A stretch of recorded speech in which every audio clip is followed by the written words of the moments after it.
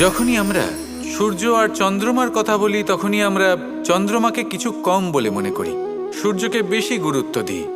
কারণ সূর্যই আমাদের প্রকাশ দিয়ে থাকে, সারাদিন আমাদের প্রকাশ প্রদান করে। তার সামনে চন্দ্রমার এই তেজ কিছুটা ম্লান মনে হয়, বা দেখতে গেলে চন্দ্রমা স্বয়ং সূর্যের আলোয় আলোকিত হয় আর সেটা আমাদের কাছে পৌঁছে দেয়। কিন্তু এবার এর অর্থ তো এটা নয় যে চন্দ্রমা বিশেষ নয় বা তার কোনোই গুরুত্ব নেই। ঘন অন্ধকারে রাতের বেলায় যখন আমরা কিছুই দেখতে পাই না, তখন আমাদের কাছে এই প্রকাশ কে পৌঁছে দেয়? চন্দ্রমা। যখন চাঁদ পূর্ণিমার রাত আসে তখন ব্যক্তি তার প্রেমিককে বা স্ত্রী তার স্বামীর মুখটা সেই চাঁদের মধ্যেই দেখতে পায়। একটা ছোট্ট বালক, ছোট্ট একটা শিশুর যখন রাতে ঘুম আসে না, সে ব্যাকুল হয়ে পড়ে, আমরা তাকে আকাশের এই চাঁদকে দেখাই, তাকে সন্তুষ্ট করে ঘুম পাড়িয়ে দিই।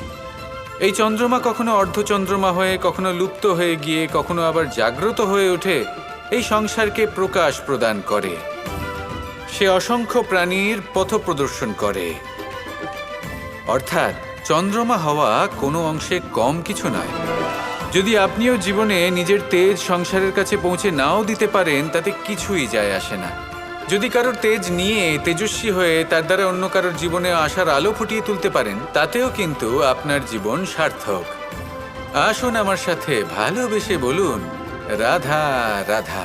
এই সংসারে যদি আপনি শুভ কিছু অর্জন করতে চান, তাহলে দুটি পথ আছে। প্রথম হলো ধর্ম আর দ্বিতীয় হলো কর্ম। কিছু ব্যক্তি এমন কথাও বলেন যে আমরা তো ধর্মের পথেই অগ্রসর ছিলাম, আমরা তো লক্ষ্যপ্রাপ্ত করতে পারলাম না, বরং আমাদের নিন্দা হলো। এবার এরকমটা ঠিক কেন হয়? এরকম এই কারণে হয় কারণ দেখতে গেলে ধর্ম সবসময় আমাদের এমন পথ দেখায় যেটা আমাদের একটা শুভ লক্ষ্য প্রাপ্তিতে সাহায্য করে, কিন্তু সেই লক্ষ্যে আমাদের পৌঁছতে হবে নিজেদের কর্ম দ্বারা। যদি আপনি ধর্মের পথে অগ্রসর হয়ে থাকেন, তাহলে আপনাকে কর্মও করতে হবে। যদি ধর্মের পথে চলেন কিন্তু কর্ম না করেন, তাহলে লক্ষ্যপ্রাপ্তি হবে না। ঠিক সেইভাবেই যদি আপনি কর্ম করতে থাকেন কিন্তু ধর্মের পথে না চলেন, তাও লক্ষ্যপ্রাপ্তি হবে না। মনে রাখবেন যে ধর্ম এবং কর্ম হলো একটি মুদ্রার দুই পিঠের সমান। এদের নিজের জীবনে আত্মসাৎ করুন এবং অগ্রসর হন। এই সংসারের প্রত্যেক লক্ষ্য আপনার হবে। আসুন আমার সাথে ভালোবেসে বলুন, রাধা রাধা।